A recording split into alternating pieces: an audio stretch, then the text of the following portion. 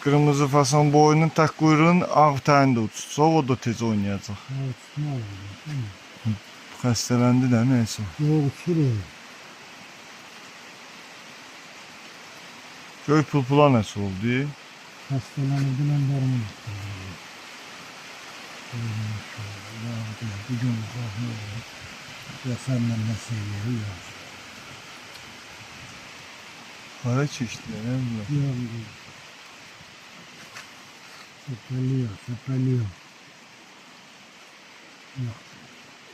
Sigitler. Biliyor musun çeşitler? Ama şurada değiştiler. Ya uşa göre 2 tane yumurtlamıştı. 2 tane de yumurtlayıblar. Yaygın var. Değil. Orada 2 tane. Ha yok, daymadım şöyle. Ya 3 tane götürdüm den tükendi. Benleri yoktu.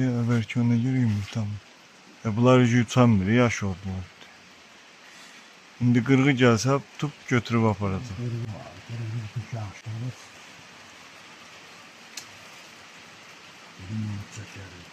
Üzüldü Komşu ne yapmış? Ne oldu? Bunlar yapıyor. Şunlar da. Bizim hamamın dağındakiler.